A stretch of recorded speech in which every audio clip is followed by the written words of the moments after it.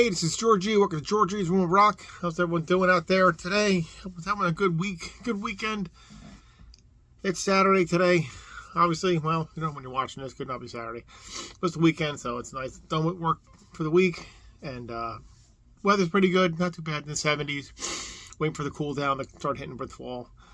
But anyway, hope the weather's nice for you, and hope you're having a nice weekend, or whenever you're watching this.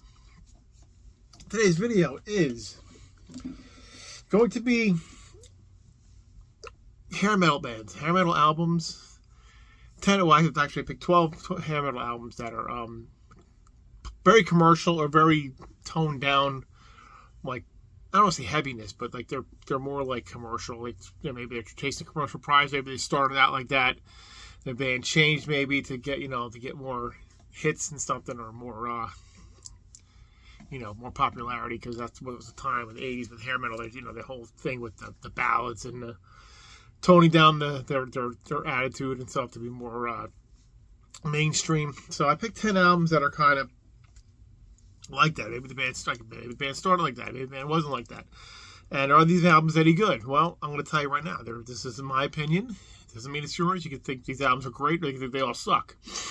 So just tell me in the comments and tell me albums that you might think that are like that they changed and stuff. So, all right, so let's start off here. And again, this is my opinion. There's first one here. This is this band's second album. It came out in 1986. And wow, I can hardly read these titles. But it is Thrill of a Lifetime from King Cobra. Now, not the household name. It's got Vinny Appice. Carmine Appice. I'm getting mixed up. Carmine Appice on drums. And Johnny Rod from Wasp is on this one too. It's kind of hard to see them because of the picture here, but here's a better look there. There they are right there. And then Mark Free, who is now Marcy Free. Yes, he changed his he's a girl now, whatever. That's his business. But the first album was really pretty good, and then this one really is not good. I mean, there's a couple decent tracks on this one, but for the most part, the album is a big letdown because it went really commercial with everything with this one. And it's got, like I said, a couple good songs on it. It has Iron Eagle, which is from the soundtrack for Iron Eagle, which is a good tune there. Raise Your Hands to Rock is good. And that's about it, really. Most of the album is really pretty bad. It's just really not like the third album, which is a different singer, is much better. It's really more heavy for that kind of thing. But the first album is good, and the second and the third album is good. This one is just not good at all. So it's really they tried chasing that commercial thing, and to me it didn't work with this one. It was really not. Maybe you like it. I don't like it. I still have to do a couple decent songs on it. So that's my first one. Second one, this one came out in 1988. Now, the album previous to this, people thought they jumped the shark, so to speak, that went more keyboard heavy. This one, they really did it, and this is the band's sixth album. Let's see, 3, 4. I think it's the fifth album because they have two from Japan. Their third album was huge. It was the first metal album to go to hit the Billboard #1. If you know what the band I'm talking about, it's Quiet Riot with QR3.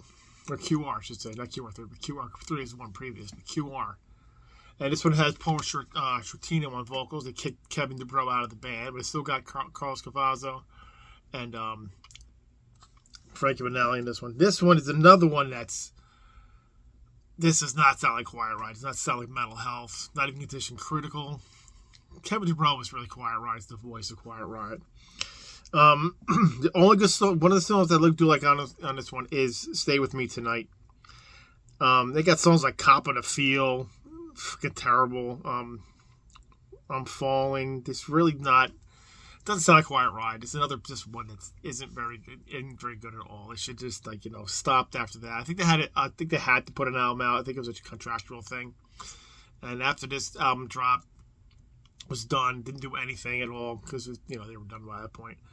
Frankie Banali went on to work with Wasp at that then. So, but then again, it just was not a good time for the band. And I got this one free, so I still have it. I can like the one song. Maybe I'll listen to it more, get a little more into it. But to me, it's not a Quiet Riot album. It doesn't sound anything like him. So they definitely chased that commercial part of it, and it failed miserably. Okay, now next one. This is a band. I think I only have one album out. And this is 1990, so a little bit later. And the band is Hurricane Alice. Again, that whole hair metal thing in the 1990s is about to go dry. But it's not a bad album. It's pretty good. It's got these decent songs. Wild, Young, and Crazy, good. Dream Girl. Tear the House Down's a good one. But not a bad album. It's just more, again, I think I was getting a little tired at this point with this kind of music at this point in time. But it's not a bad album. Again, you know, they could have been better if they came out maybe 3 or 4 years earlier. But not a well-known name maybe, but it's not a bad album. Too little too late, but then definitely commercial in its sound, which was what all these record labels are going for to get that next hit. Excuse me.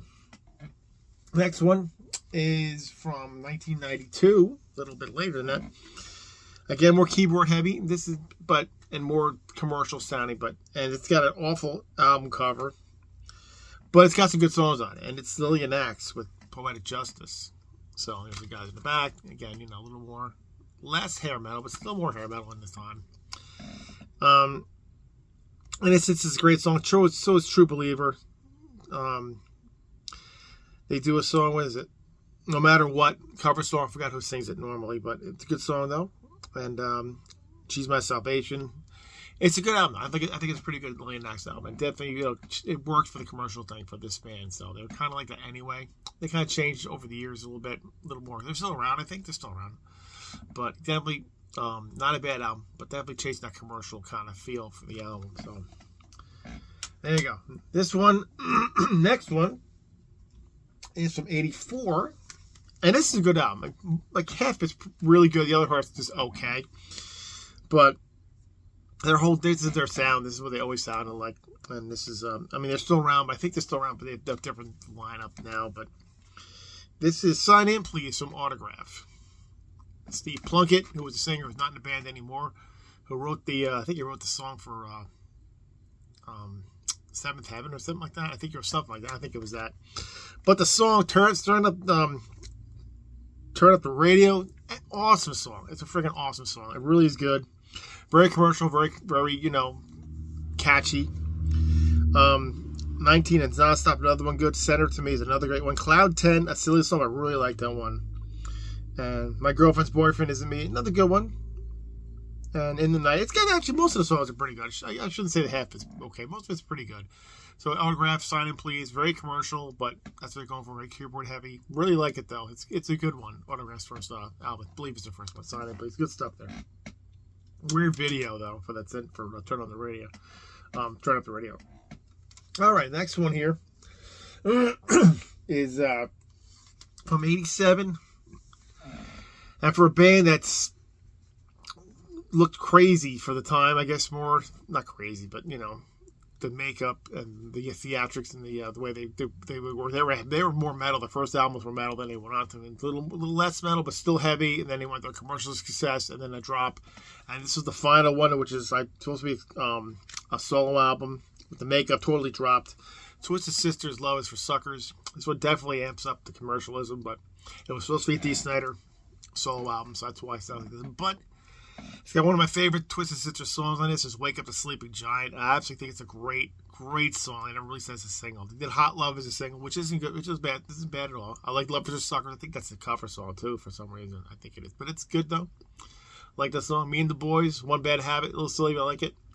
Some silly songs, yeah, right. And all that stuff. You Are All I Need is a really good ballad kind of song. But that was it, you know.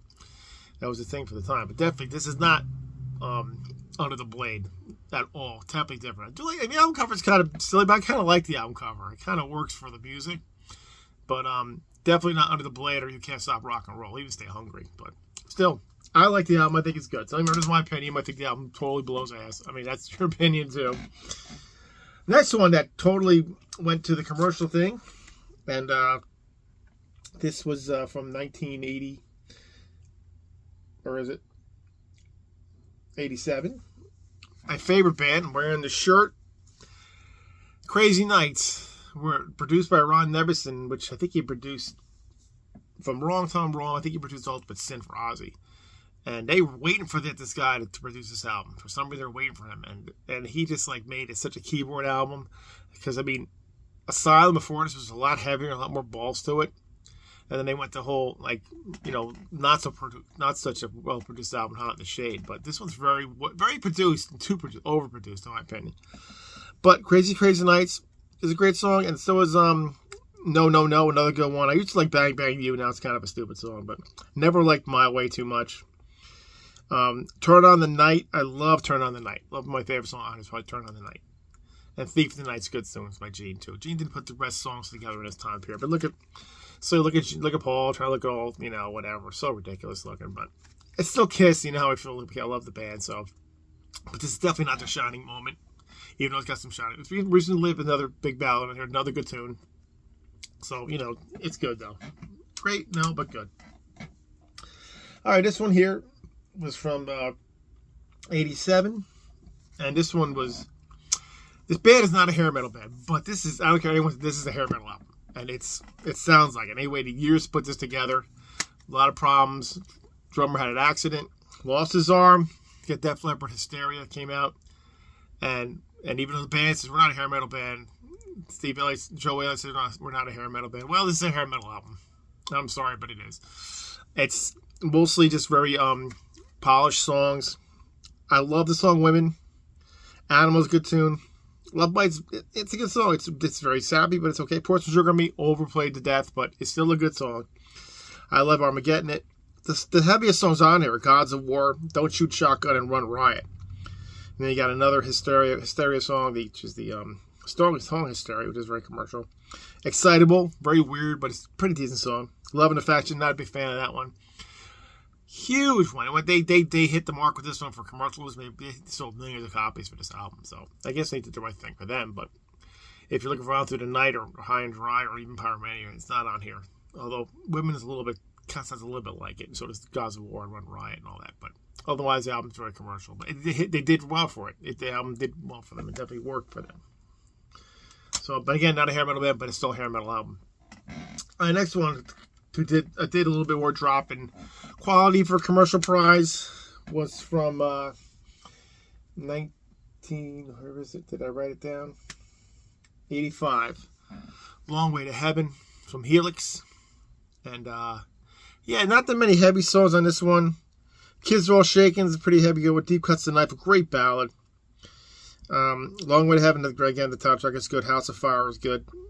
And but other songs are not really too, they're not forgettable, but not like, you know, that memorable either. But if you look at them there, they definitely had that whole commercial thing going with the look and the thing, you know, some Walking the Razor's Edge, and then, you know, the ones before, the Western of Wicked, more heavier. And then they went back to that little heavier stuff with the next album with Wild in the Streets. But anyway, it's not a bad album, but trying to do a commercial thing, I don't think it worked too good for Helix. But I think they're a better band than that, in my opinion. All right, now this next one is from 86. And then, not really a hair metal band, but they kind of sound like in this one for sure. And the first album was really like more, you know, metal. And the second was a little more metal too. But this one, The Final Countdown from Europe, definitely was commercial. It sounded like a hair metal album. They really were chasing that whole commercial thing. And you got The Final Countdown, the song that everyone plays forever, and you hear it, people get sick of it. Or you're like, I still like the song, even though I'm sick of the song. I'm sick of hearing it. It's still a good song. If that makes any sense. Rock the Night's good. Carrie, the ballad, of course. Ninja Survives, a good one. Cherokee, another good tune. It's got good tunes on it. It's just like not as good as the other two albums. I don't want to, you know, maybe want to follow people like that one, Out of This World, which is good too.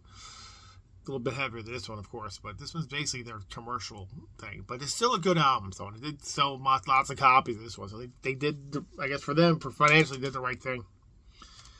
All right, the next one, two more to go.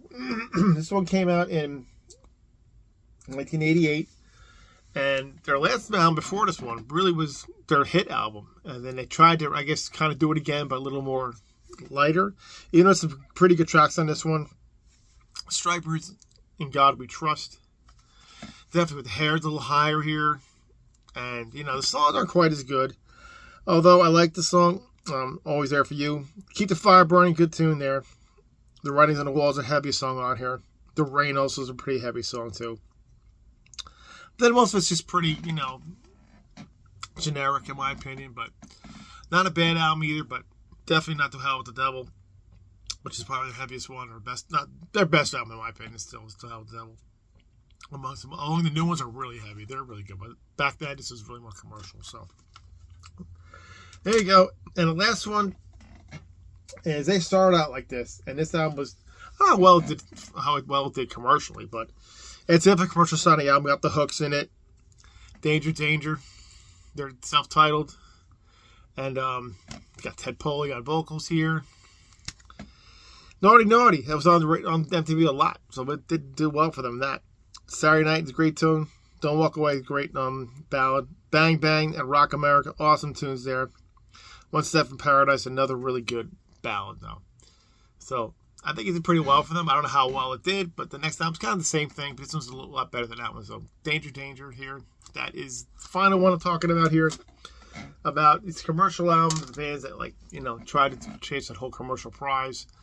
And did it work or not work? Depends on your opinion. So tell me in the comments what you think of these albums, whether you like them, don't like them, what albums you would have chosen instead of what I picked. And that's it. Next, that's it. Hope you guys liked it. If you do like what you see here, please like and subscribe and comment. Love hearing from all you guys. And see you next time, guys. Keep rock on metal alive. Take it easy.